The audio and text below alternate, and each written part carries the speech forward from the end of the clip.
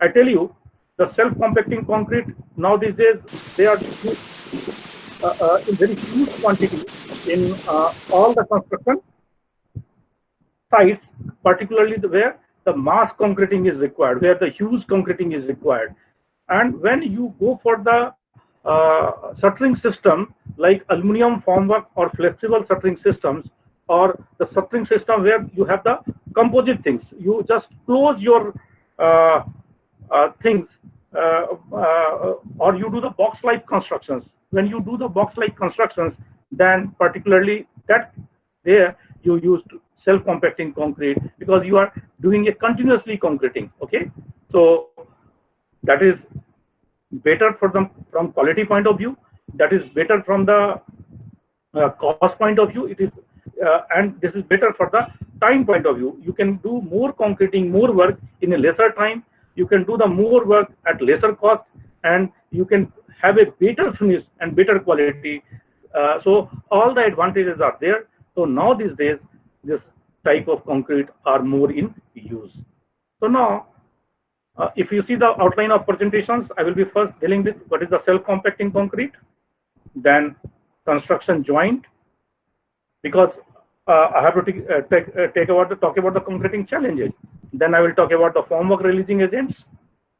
Then I will talk about the pipeline slurry collections and disposals. Then I will talk about the pumping. Then I will talk about the placing and finishing, and then the precautions. So I have divided whole of my presentations into the 7 subparts.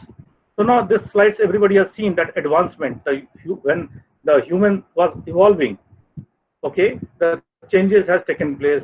Human become very instrumental. They started using instruments for economic purposes. Then they become smart. They are going to the office.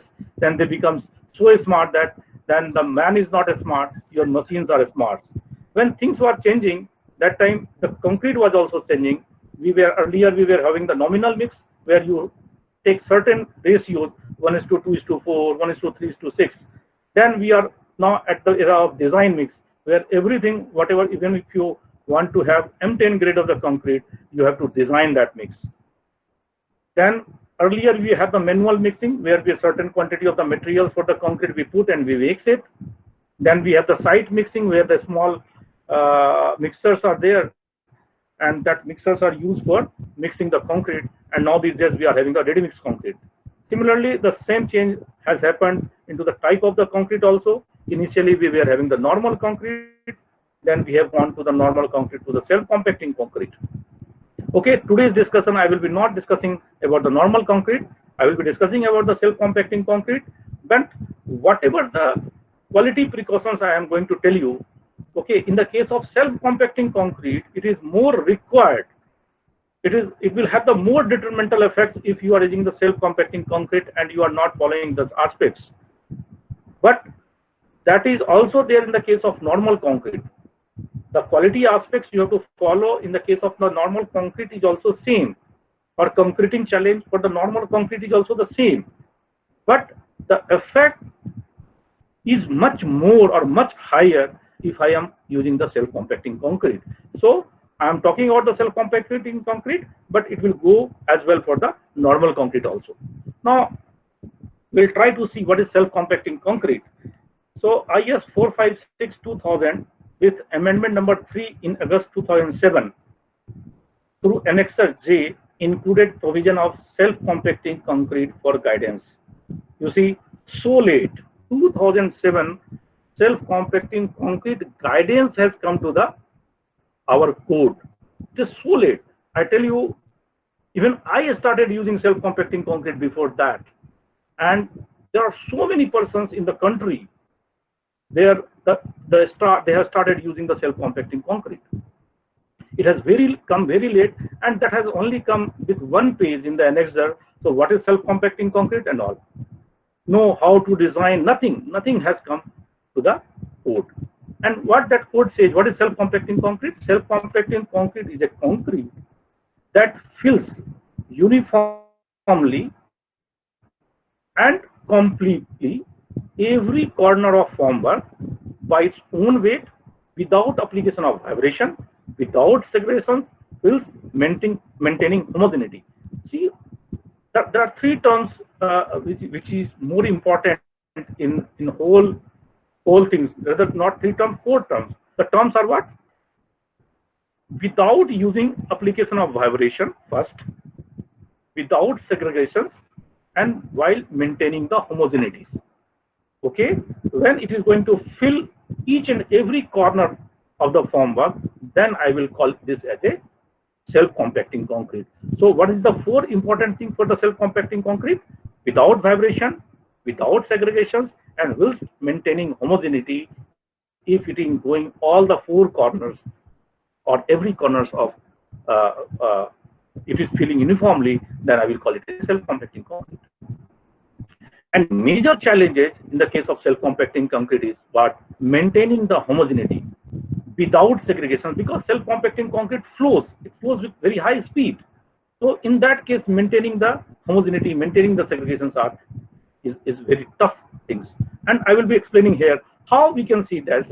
What is the first exercise for us is whether this concrete is concretable or not. This self-compacting concrete can be used for our concreting purposes or not. Okay. Then they have said that features of the phase self-compacting concrete. He said the slump flow.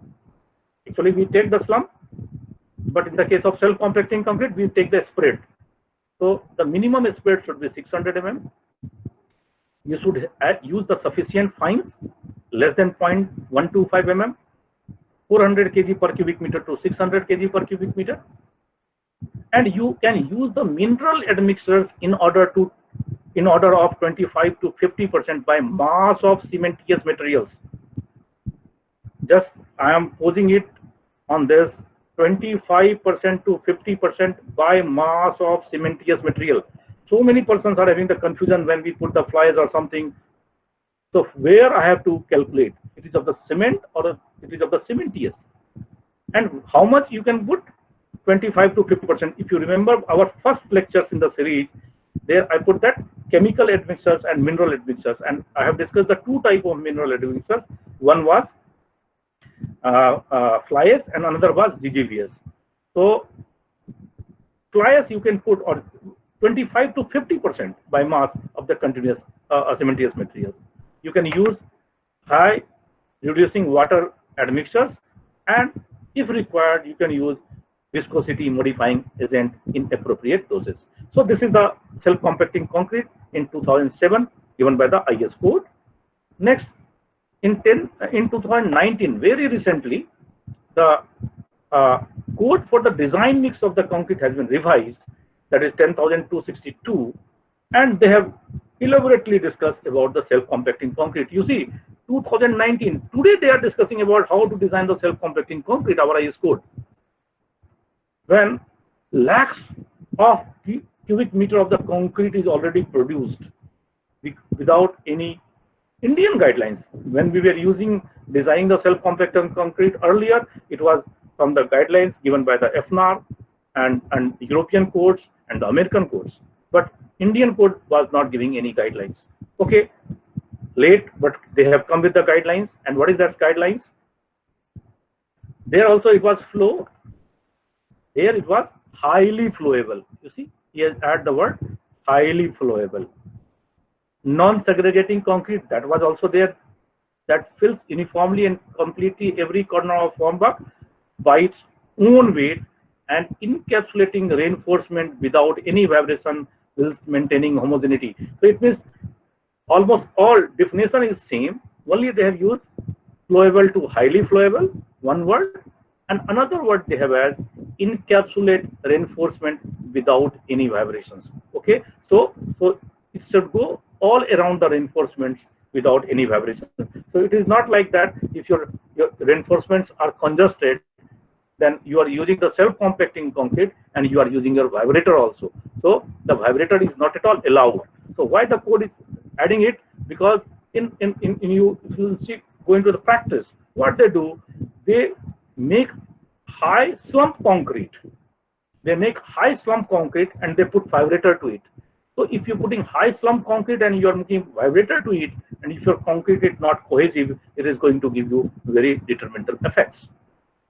So the code has little bit changed.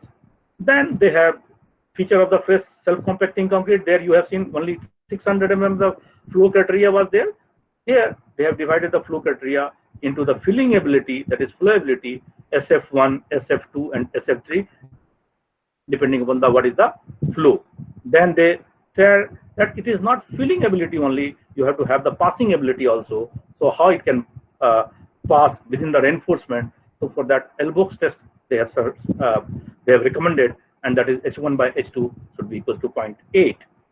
Then they have gone for the testing of the segregation resistance. For that they have mentioned the sieve test.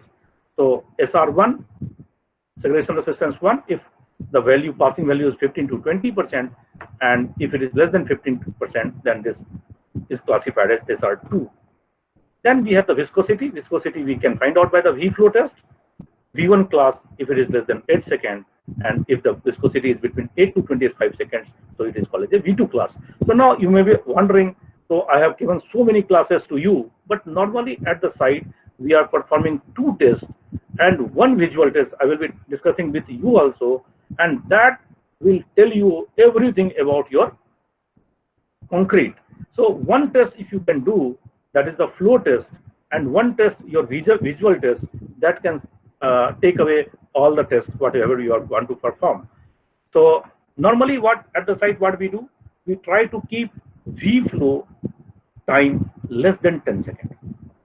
Okay, if you have the multi-story buildings with aluminum formwork, if V flow time is less than 10 seconds and flow value is more than 650 mm but less than 700 mm. Okay, so means normally SF2 category, and T50 one more time is there, that is not mentioned here in the code. So whatever I'm telling you, it is my practical experience and the experience which I got from the code available in the world. So what is T50? It is time required to cover 500 mm radius. So if T50 is less than 5 seconds, okay, V flow is less than 10 seconds, and visual test just I am going to tell you to check the segregations. If that is there, then with some precautions, whatever I am going to discuss, you will have very good finishing of your concrete. Okay. Now, if you see, I have made a self-compacting concrete. This is the self-compacting concrete. We have measured the distance. It is more than 650. We have measured the T50. It is less than 5 seconds. So it's okay. But see, immediately you will not get the idea about the segregation. So what I do, always I tell to check your concrete on the platform after 15 minutes.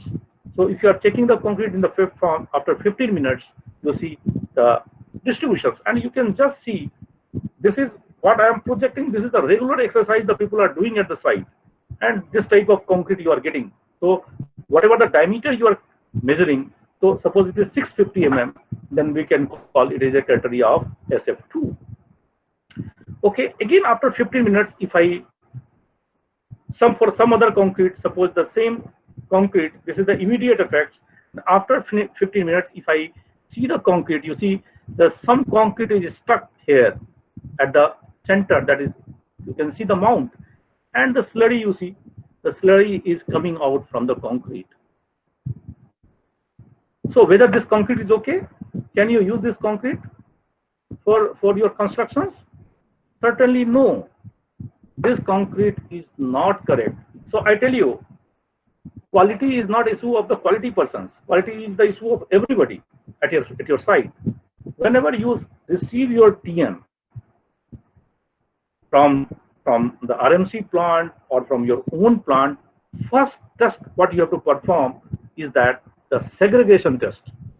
So if you use the segregated concrete in the structures, that will have the very much detrimental effects.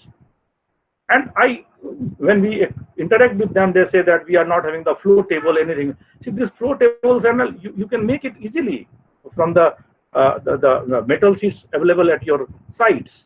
Or even though if you are not having anything, you just dump your concrete on any flat surface and you check after 10 or 15 minutes whether any movement of slurry is there or not.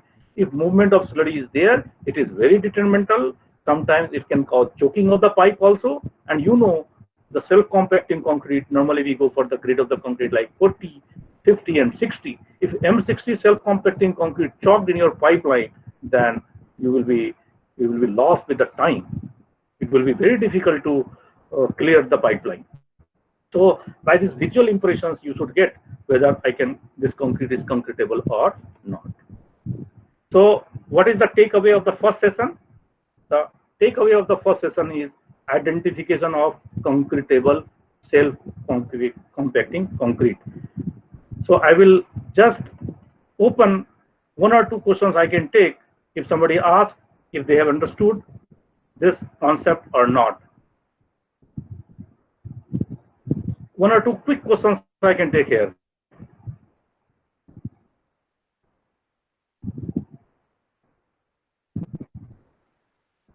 Is my voice clear? Yes, sir, it's clear. It's clear. So if somebody is not getting my voice, so I will request that to check their end. Okay. Somebody asked. Actually, there might be network issues. Otherwise, the voice is just audible. Okay, no problem. Yeah. Sir, good evening. Ashok Yadav from ACC Cement. Ashokji, put your question in the comment box. You put your question in the comment box. Okay, sure. Okay. Somebody has asked, what is the L box test? See, L box test is what? Actually, these things we will take in detail when I will take the quality production issue, how we make the self-compacting concrete. It is a L type of thing where we put the reinforcement like this. Okay. And what we do, we flow the concrete from here. So when the concrete will go from here, what it will do, it will pass through the reinforcement. So if suppose it is 200 mm this side, then when it pass through the reinforcement in the L box, it should be 200 that side also. Or if it is not 200 that side, suppose it is 100 that side, then it is the ratio of 100 by 200. So the ratio is 0.5. And if this ratio is 0.5, your concrete is not good for the concreting. So that is the L box test. So again, it is a matter of the quality and all. Again, I am going to take a special class on this topic also, on the how the testing of self-compacting concrete is done. And what is the question? If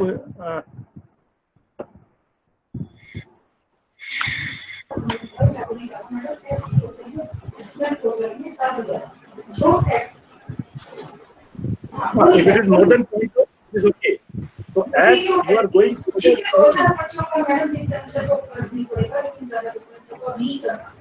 are kindly switch off the microphone, madam.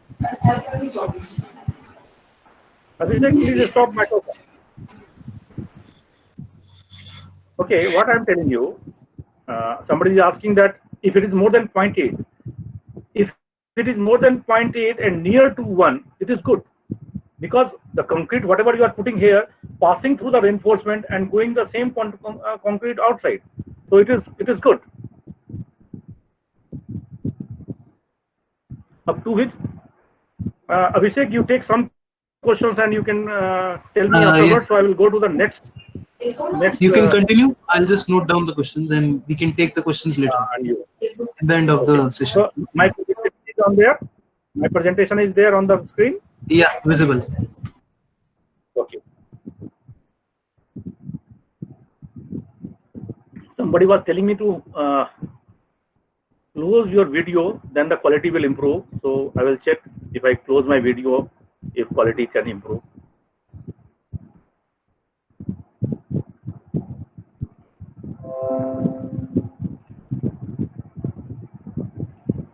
So now I am going to the second aspect of this, that is called as a construction joint. Okay. So for doing the self-compacting concrete, the maintenance of the construction joint is very, very important, I tell you.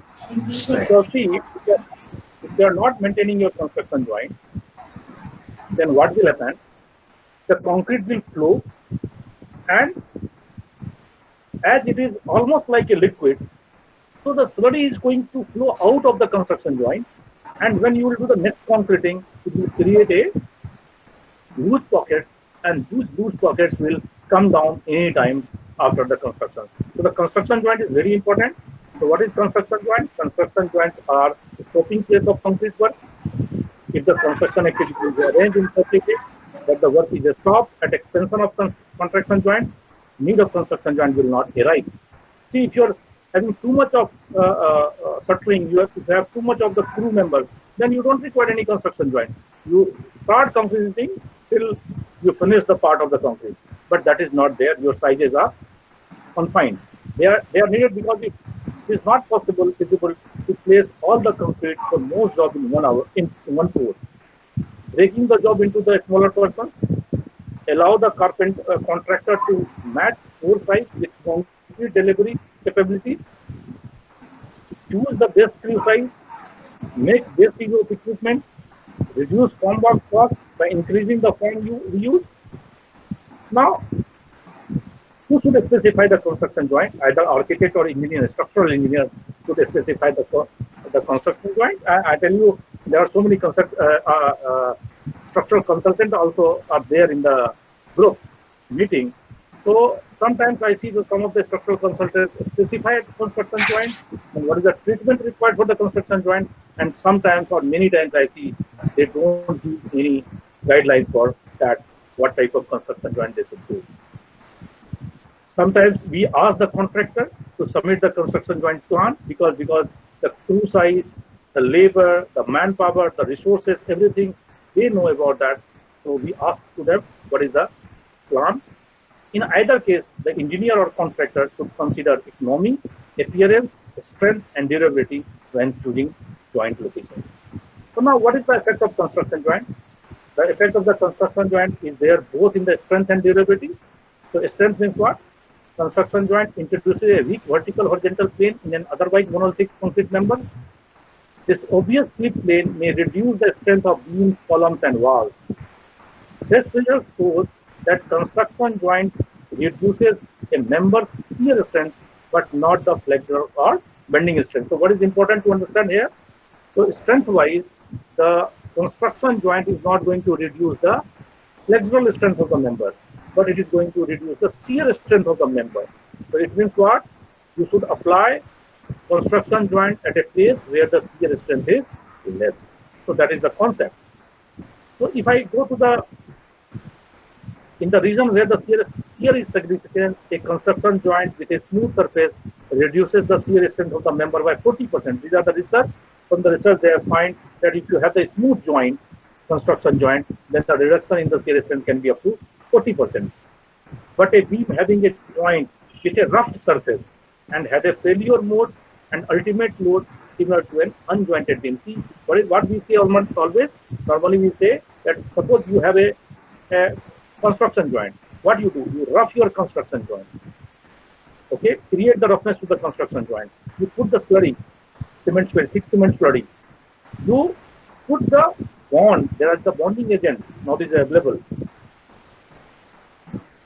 Do over vibration there, then there will be no effect of the construction joint on the strength.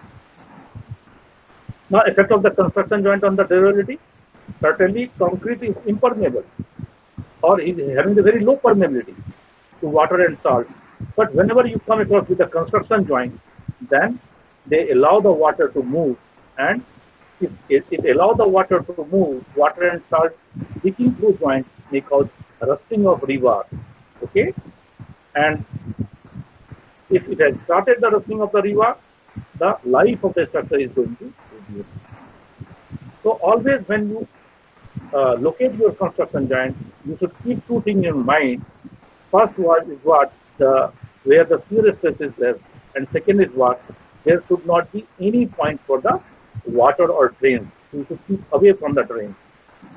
Where durability is critical, use fewer joints by allowing larger pores like wrap, underground parking. Okay, so what we have to do, we have to go for a larger pore. And now we have seen so many constructions of the wraps where 2,000, 3,000 cubic meters of the concrete, they were starting and finishing because they have to complete it. They don't have any construction joint on the wrap. graph. So that type of process we have to do. Consider using water stopper at some or all joint locations where you see that the chances of water leakage are there, then you can have that. So now if I take a slab like this, or in the slab and beam connections where we can have the construction joint. So now suppose this is the beam, okay. So from this main beam, you come 1/3 this side, you come 1/3 this side. Okay, so this is the one main beam, this is another main beam. Okay, so you go 1/3 from this side and 1/3 from this side. That is called the point of control.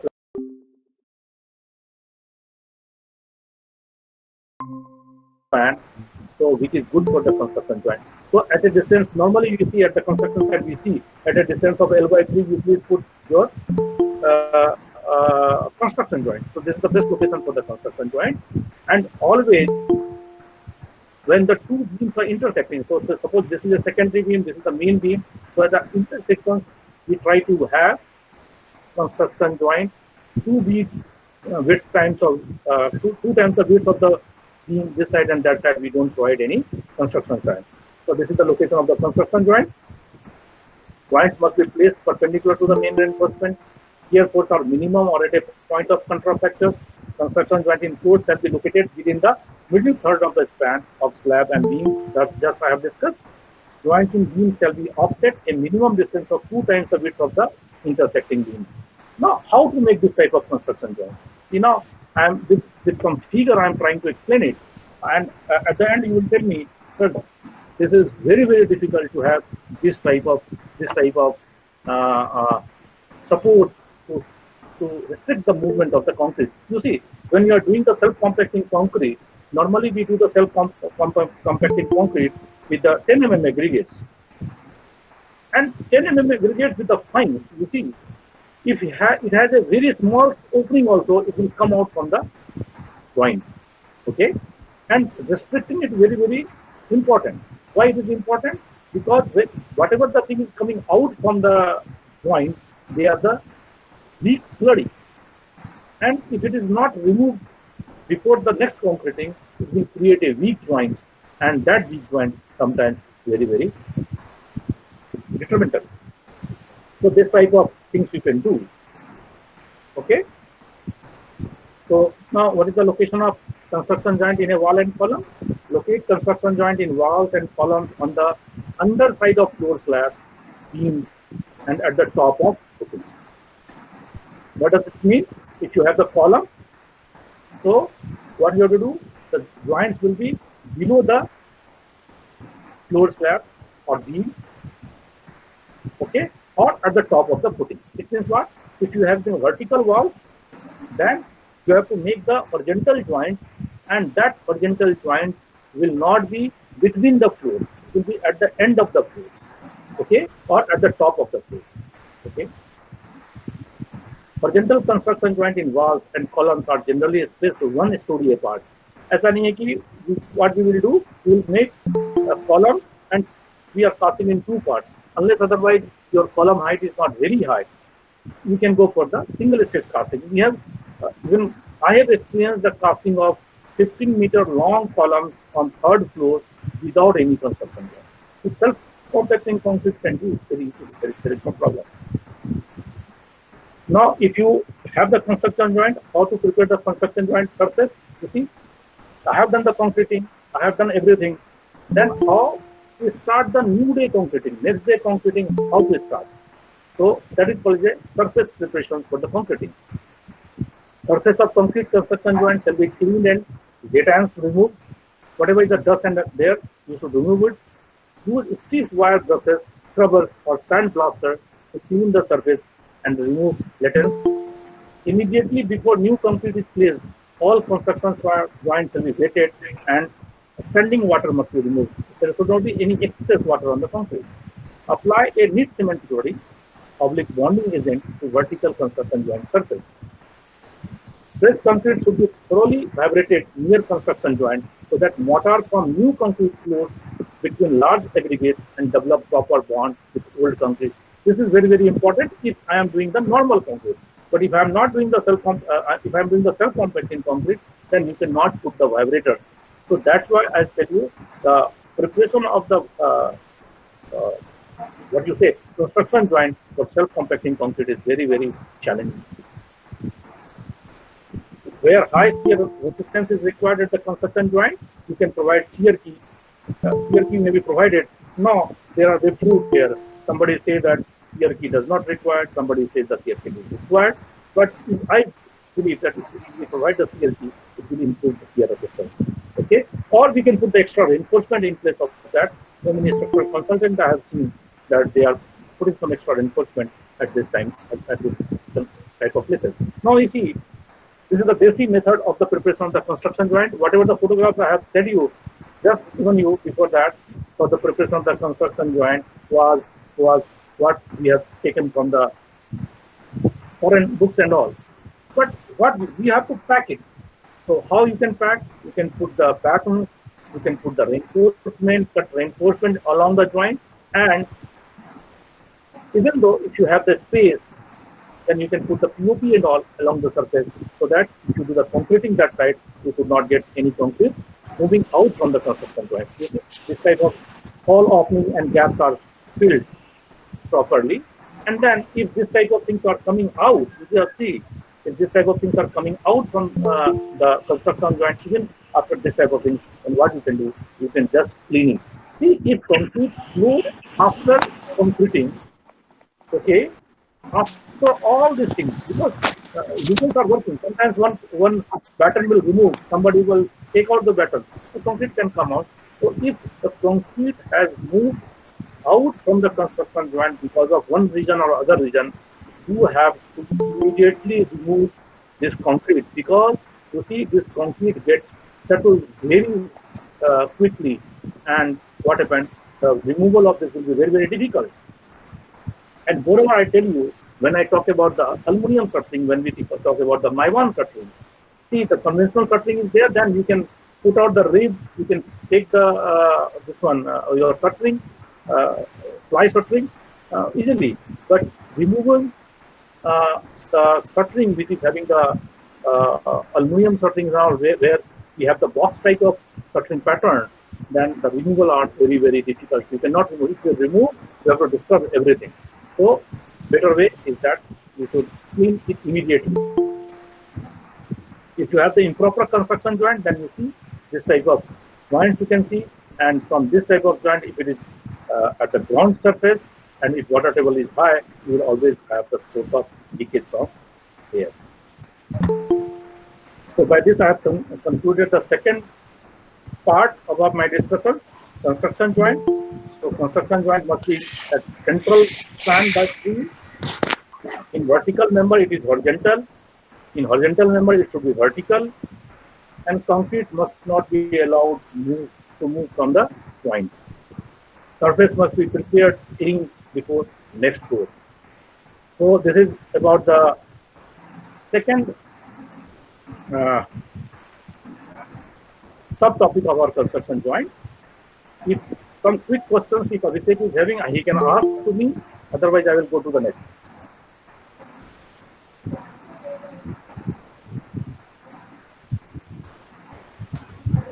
Okay. Yes, sir. You can ask one question. Abhishek Solanki was asking, can we use SCC in pre-stressing member? Why not? Bhathe Gangadharan is asking, is there any guidelines for using fine aggregate sand or manufactured sand? Yes, it is there. It is there. IS 383 2016 you read, it is there.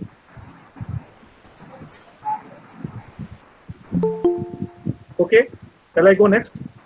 Yeah. So the next subtopic of our presentation is formwork release agent. So now, in the case of self-compacting concrete, this is also very, very important, formwork releasing agent. Because normally we have the aluminum shuttering or we have the plastic shuttering. So what type of formwork releasing agents you have to apply? That is very, very important. You know what is the formwork releasing agent? Shuttering oil. What do you say? Shuttering oil. This is a shuttering oil.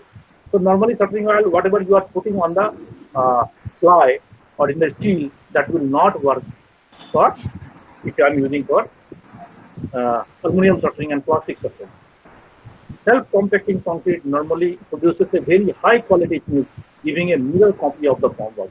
So if you see the construction of the self-compacting concrete, so even you can see your face on the surface, concrete surface. And I tell you that why this construction practices has widely accepted, because the quality of the finish, and because of the improved quality of the finish, even you don't require the plaster and all. So the speed of the construction is very, very high. Okay, so it is a mirror image you are getting of the form. So in the form work, if any dust is there, then dust appearance you will get there. Suppose if you are applying the shuttering wire, somewhere thin, somewhere thick, that appearance will come to your concrete finish. So that's why high quality finish you can get. Excess releasing agent at the form face and concrete interface can result in extending retention of air bubbles and other imperfections. Now you see, I'm telling you very important aspects here. What happens if you do the self-compacting concrete? Normally you see on the concrete surface. Normally you will see on the concrete surface the air voids are there, air bubbles are there. Why it is there? Because aluminum shuttering, whatever is using, or you are using the plastic shuttering, they are totally impermeable. They don't allow the air to travel out.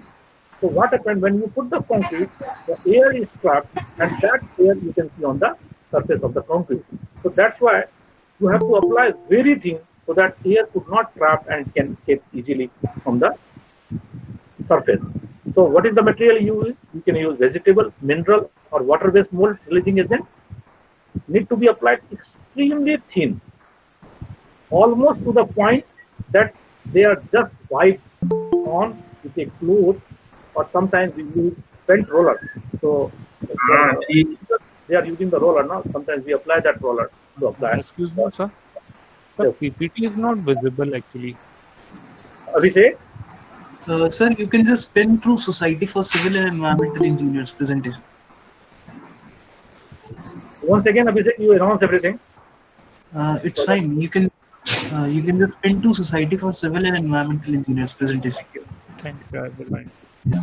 And sir, the voice is little bit interrupted in this other link, so you can just keep the mic near to your mouth. Surely. Okay. Yeah. Yes, you can continue. Okay.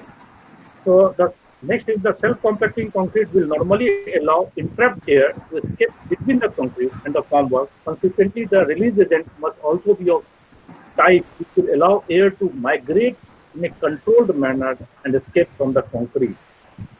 So certain releasing agents which used in combination with the impermeable formwork are too viscous to allow air to escape effectively, and this can result in the air void adhering to the surface of the formwork, resulting to the hole in the concrete. Now you see this type of impression you will see on the concrete surface.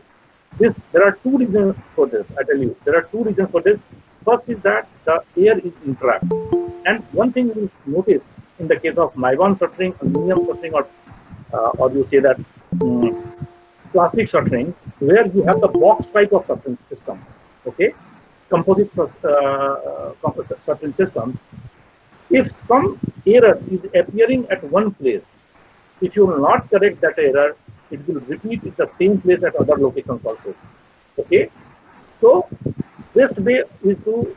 There are two reasons. First is that either you have put the thin, thick your mold releasing agent, or your mold releasing agent is not okay, or your distance for the travel of concrete is very high, so that in between the air is trapped. But another reason is that the admixtures, whatever you are using, they are having very high percentage of air content. I know some of the persons from the chemical industry is also there. They may refer to me, but I tell you, this is also the reason that because in the PC-based admixture to have a very smooth concrete, they insert some air. Sometimes PC is also having quality of taking some air. So because of that, they are the basically two reasons. First reason is very important. Second reason normally that is also there. So what is the takeaway from this? How to apply the releasing agent? The releasing agent must be applied thin and uniform. On surfacing, after cleaning the surface, you have to apply after cleaning the surface. If you are moving any strain on your surfacing surface, that will reflect back to your casted finished surface. So you have to clean it properly. Quality of surfacing oil must be properly selected. Okay. Now I am going to the another very important discussion, and I don't know how many people will agree with me or not. So we will discuss this in open discussions also if some dispute is there. Pipeline slurry collections and disposal. See what I am trying to explain. The process is what? So my process of explaining is what? Self-compacting concrete has come to you. Now, how you will prepare the construction drawing? Okay. How you will put the form of. Then your concrete has come for the concreting. So first thing what will come to your location of concreting is pipeline slurry. Because you see, if you know that when pumping starts, first what they do, they put the slurry into the pipe, so that slurry moves, and behind that the concrete comes. See, this slurry, whatever you are taking, air collection and disposals are very, very important. I tell you, you see, what you see in the practices, suppose if you have already casted concreted surface, what you do when pipeline comes, you put the pipeline directions in the other way, so that all slurry can move into the surface. Or sometimes what you do, you turn your face, and so that it can go down to your casted surface. So if you are turning it, what happens? All the concrete is going to the side of the wall. And I tell you, when we use the self-compacting concrete, normally we are not going for the finishing of it because this surface is so thin. Then we just put the putty and do the pen. So if your slurry is deposited on the outer surface of the wall, then it will be very difficult to clean it. Or sometimes what we do, we have a tank. Better way, you have a tank. You put that tank into the whatever the slurry is coming out. You collect that slurry into the tank, and you can remove it out. But when I discuss this thing at some of your sites, they have come out with a better options, and the better option they said is, but because this is very, very weight of this is very, very high, so you cannot take it out, or you cannot lift it out, and it will be very dangerous also. So what they do, they have made a platform like this. They collect the slurry into this trunk, and this through this platform, through their tower crane, they can take it out. And this slurry is very good because this slurry is having some percentage of cement also, fly ash also. So wherever for stabilization of your soil, for decreasing the dust and all, you can just spread it. So you see, one of the construction sites, they have adopted this. What they did, the slurry is coming, they have collected this slurry. They collected this slurry in the drum, and then this drum they have had a hook system. From there they will lift and they will dispose it off. So that is very, very important. I tell you, if you are not doing this in the box type construction, then what happens? This slurry is going to be deposited into the down portion. And when we come with the self-compacting concrete, because self-compacting concrete is almost water, and this huge quantity of the water again mixing with it will cause a totally segregated concrete. And if you see the segregated concrete, what happens? If you see the segregated concrete, the coarser particles are the movement of the coarser particles will be restricted, and it will be at some place, and the finer particles will move away from here, and they will be forming a very, very weak zone, and this weak zone is very dangerous for the structure. So what is the takeaway? To avoid the position of slurry on slab or vertical. Okay. So now I will go to the next part of this, is the pumping of the concrete.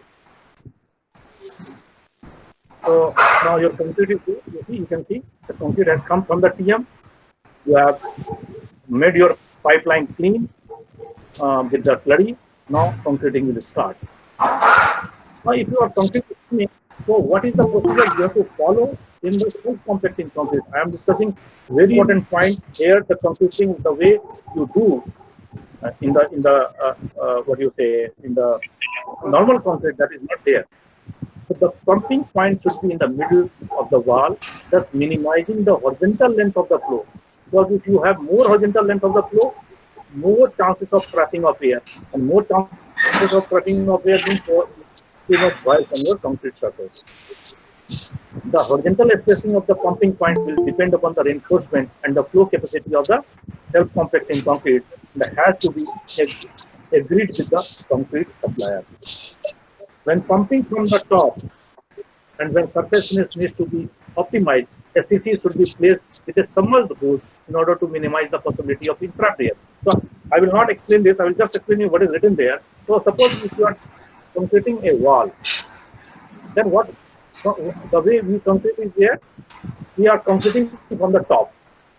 Whenever we do the concreting from the top, what happens? We suppose at 3 meters, I am just throwing the concrete to the bottom. So what happens? From the top, I will just show my hand also so that it will be good for you. So what I am telling.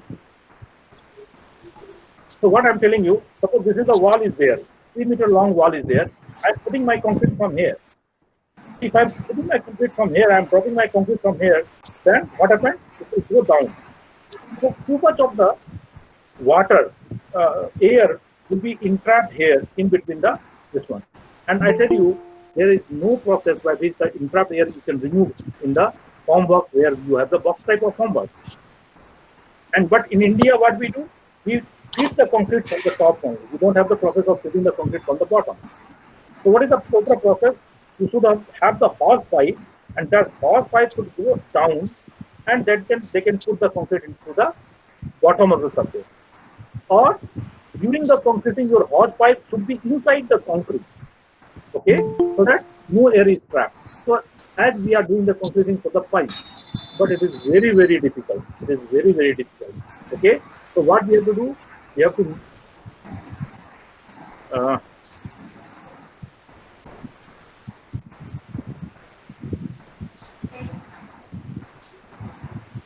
Abhishek, just for a second. Yes, sir. Just for a second, maybe BT Saab may want to join. I will just check. Okay. Sure.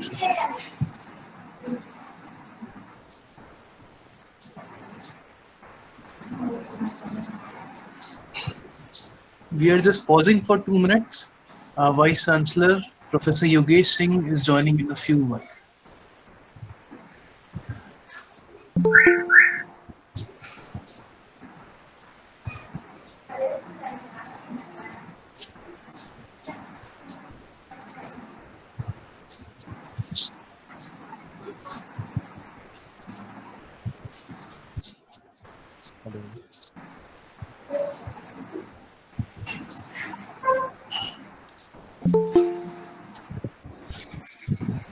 Abhishek? Yes, sir. Abhishek Saab may join within 2 or 5 minutes. Okay, so okay. We'll be continuing the session, and our VC sir will address in the end.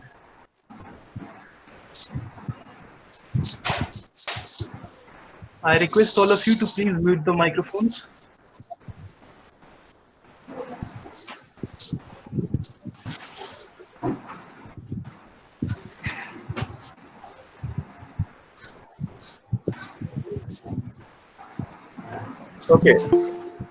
Okay. So I was here. So I was telling you that it is very difficult to maintain that because we are doing the concreting in our structure from the top to bottom. Okay. So now if I next go to our slides.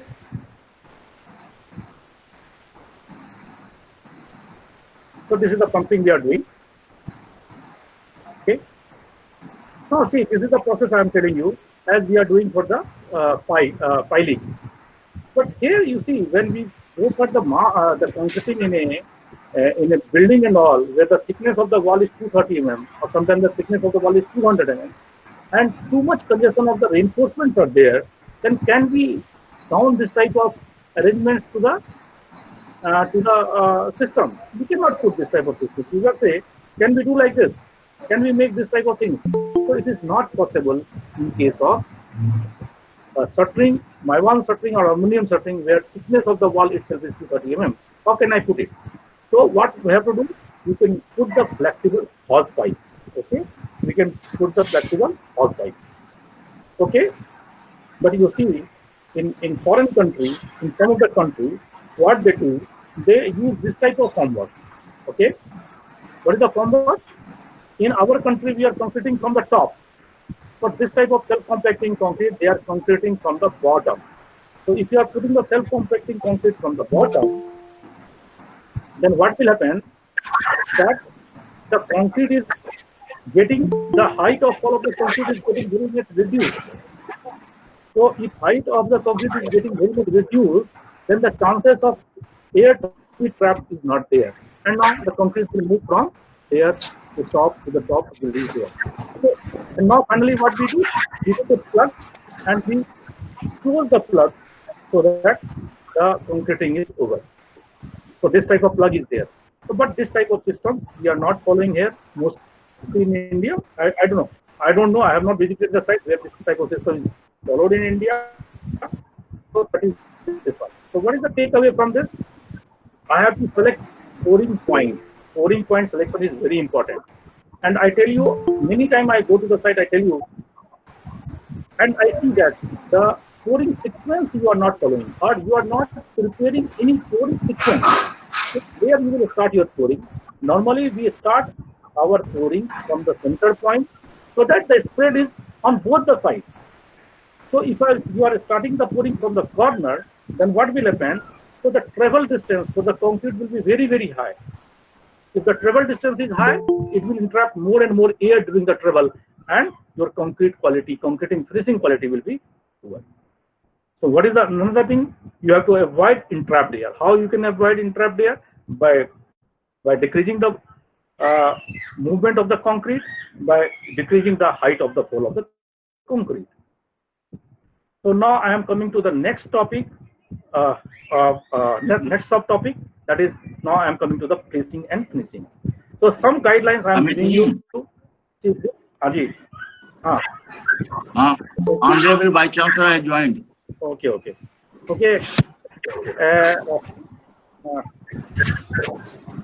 For a second, I want to brief the persons here available here.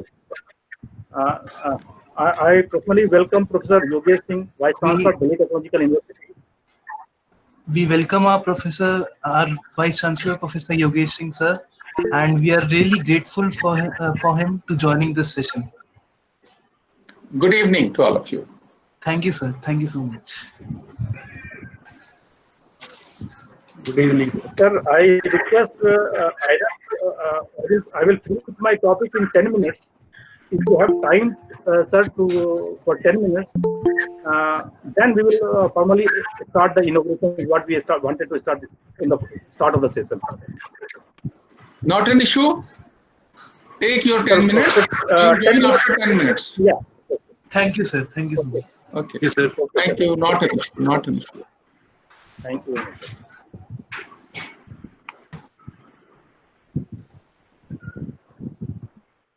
So I was discussing about the placing and finishing of concrete at the site, and during placing, the concrete should be regularly checked to ensure that coarse aggregate is remaining at or very near the surface, and that there is no indication of segregation. So this always continuously you have to see. I am telling you, when I am doing the self-compacting concrete, always the chances of segregations are there.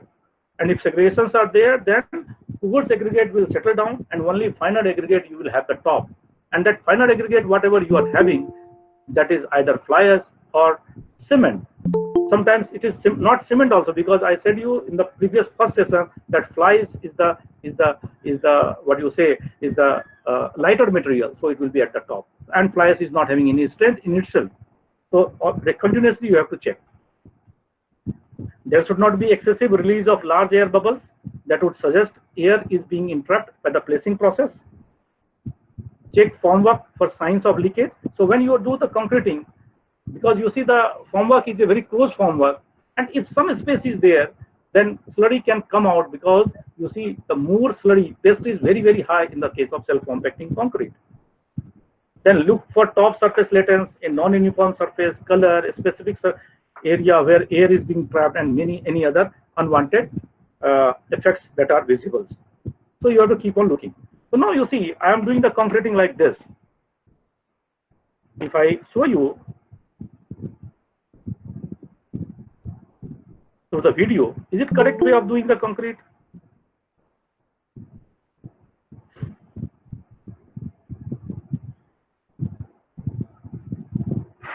You see, I am putting my self-compacting concrete on slab. It is going to column or wall. It is spread to that side. You can see this side also. So how this, when you will complete your wall, when you will complete your slab, it will take too much time. So this fine particles which has traveled from this place to that place, it will be very much high source of loose materials, and it can come down anytime.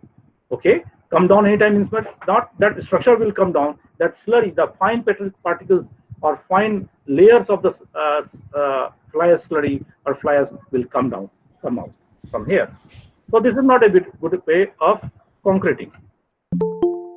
So now if I further move, so what precautions we should take? This is the wrong practice. What is the correct process?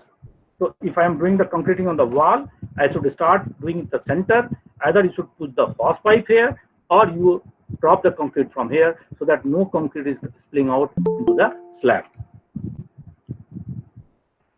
Sometimes what we do when we do the concreting, when we change our when we do the concreting and when we check our pipeline directions, when we want to change our pipeline directions, then in the case of self-compacting concrete, you should not spread the concrete coming out from the pipeline on the slab. You have to collect it properly in something, because if you leave it there in the slab, it will create a loose pockets, and those loose pockets will create a problem in the slab. Okay, why? Because when the electricians will come, then he will put some hammer and the things may come out. Okay, and sometimes what happened, when we do the concreting, self-compacting concreting from the top, we don't know where the concrete has moved or not. Then continuously with the help of rubber mallet, you should do the tappings, little tapping, so that it is ensuring two things, that if there is any air bubbles, this air bubbles can move out, or if somewhere the concrete has not reached because of any reason, the hollow sounds will create, and that you can tell to your this one. So you have to train this type of staff also to identify how you will identify that whether the concreting is there proper or not. Okay. Sometimes what we do, we see because of one reason or other reason, concreting are stopped. Sometimes we see that. So if concreting is stopped in between, then what happened? Always the fine concrete, fine material will try to go up, and once it will go up, it will try to create loose pockets, and that loose pockets will be dangerous for us. So if your concreting is stopped, then we have to keep on pocking it, so that whatever the fly ash and all which has come at the top, when the new concrete will come, it will join with that. Actually, why I am telling you, actually it should be a continuous process, but because of one reason or other reason which is not in your hand, if your concreting is stopped, then you should take this type of precautions. So with this, now I am coming to the last part of my presentation, that is the precautions. So what is the precautions? Do not use needle vibrator during concreting. Construction joint properly made vertical in slabs and beam. Any gaps must be filled with thermocol or POP. Collect slurry in drums and dispose it through pipe. In no case slurry will be allowed to throw on shuttering where casting has to be done. When shifting of line is done, collect the concrete on jute bags. Do not allow this concrete to fall on the shuttering. Do the concreting from the center of the sections. Ensure tapping with wooden mallets on wall shuttering. If concrete is moved away from the construction joint, it must be cleaned immediately In no case, horizontal layer of concrete is allowed in horizontal members like beam and slab. In beam and slab, normal concrete will be done with proper use of vibrators, so it has to decide by the site. But my experience is that in the slab we should go to the normal concrete, because the flow of the concrete you cannot maintain in the case of slab. But if it is a vertical member, that can be controlled. If any repairing is required, it must be done with the polymer modified mortars, macro concrete or something like that, for which the SOP must be developed, and that SOP, approved SOP, must be used.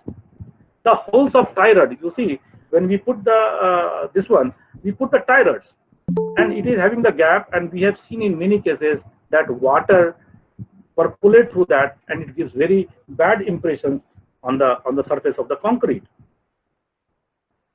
So if the delay in concrete, because I said the pour whatever you have selected, that pour you have to concrete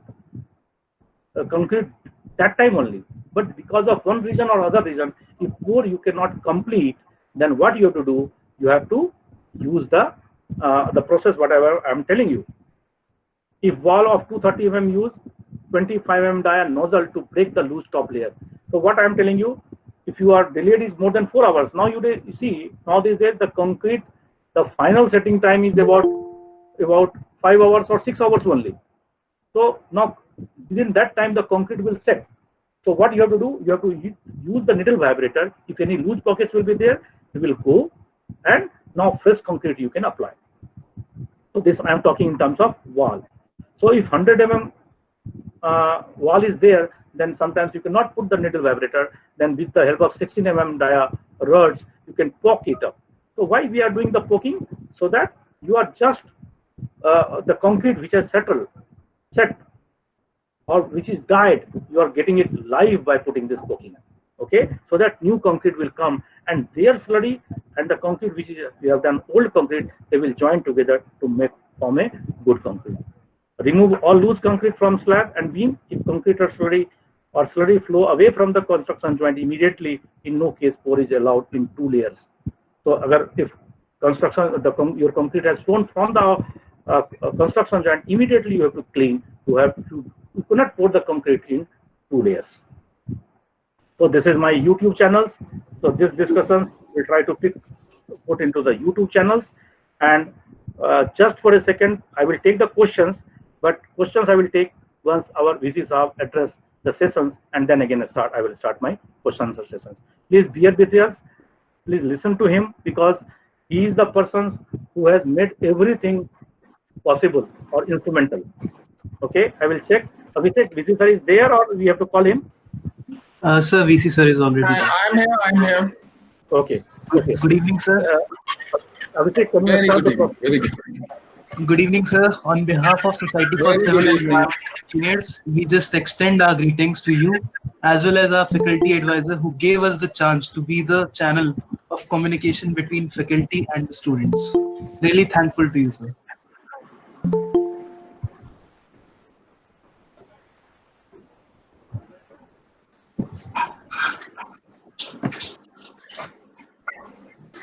So, May I request Professor Yogesh, Honorable Vice Chancellor of DTU, to address the gathering. Before starting, sir, just I will give you the background that we have started a series of lectures for the students and the working professionals. This is for the working professionals lecture series, one lecture series, and this series is on good construction practices. One series lectures we have already gone through. So this is the second lecture series, and about 250 I was seeing that here also in this, and we are having the another link also where the live streaming of this presentation is going, and there also I think we have about 40-45 persons sitting there. So Honorable Vice Chancellor, I will request to grace the occasion, say a few words to us. thank you very much. Professor R.S. Mishra, Dean of Outreach and Extension Activities. Professor Amit Srivastava, who is also Associate Dean, Outreach and Extension Activities, and today he is conducting the training program on self-compacting concrete and concreting challenges And I understand the difficulties of online programs because we all are new to this. But due to the corona and COVID-19, now we have no option but to rely on online mechanisms. But the challenge is opportunities also. And now you all 186 participants from various cities are attending this workshop. So this opportunity and this situation has created or forced us to change for many things. Like from morning till 10:30 onwards, I was busy in one meeting or the other meeting time at my home. And now new technologies are coming up in terms of education. Now in the BTU, we are also planning to conduct online examination very soon. And for final year students. So I think after 15 weeks or so, everyone will be very, very interested with the new technologies and challenges which are coming up. Come to the topic. I'm not from civil engineering, but my good wishes to all of you. That Professor Vishwas is a teacher. You must have learned many things, and outreach department, they are conducting such workshops or lecture series regularly. My good wishes to all of you, and all the best to all of you. May God bless all of us. Thank you very much. Thank you, sir. Thank you very much, sir, for your kind words. So you are a source of motivations for us. So this is the brainchild of you only. You have shared with us. So during this period, what we can do. So we thought this is a way that we can reach to the different persons of India and abroad. And you will, sir, appreciate that here we have the persons who is vice president, chief of the company, structural consultant, director, owner of the company, all are there in this group. This is a very mixed group, faculty of different locations, research scholars are there. I got so many calls also from them, and we are trying to put this outreach activities to the global platform. So I will request Professor R.S. Mishra if you want to say something on this occasion. Actually, hello? No, आवाज sir, आ रही है? आ रही है, sir, आ रही है. Yes, sir. You're right. Actually, under dynamic guidance of our Honorable Vice Chancellor, outreaching and extension activities is going fast. Under that center, in the capacity development program, we have taken during this COVID-19 period, we have started online programs. We are also helping in food distribution. Our students developing on a app regarding corona awareness, speeding through online methods, standardized training programs, and activities we are taking on health, hygienic, and sanitation purpose. So I'm especially highly grateful to Honorable Vice Chancellor for allowing me for those programs, and also for I especially thanks to all participants, more than 210, and the resource person, Professor Amit Srivastava ji, for delivering this talk. So I also thank organizers for organizing these programs. Thanks. Now I request Professor Ms. Srivastava to continue. So thank you very much, sir. Thank you very much for your support. And sir, I tell you, whole thing cannot be possible if we have not the student like Abhishek or Harshit, and so many persons, so many students. They are continuously fixing that how we can display this into the two places. So about 250 student participants were there in this platform, and another platform also YouTube streaming is going there, and they are maintaining same thing with very less time lag. So thanks is also due to the Abhishek and their team, and also to the Office of Team Outreach and Extension Activities. So thank you very much, sir. Now I will start, if you permit, I will start taking questions from the participants. And thank you very much. Thank you. Okay, thank you. So now the interested participants can ask some questions. It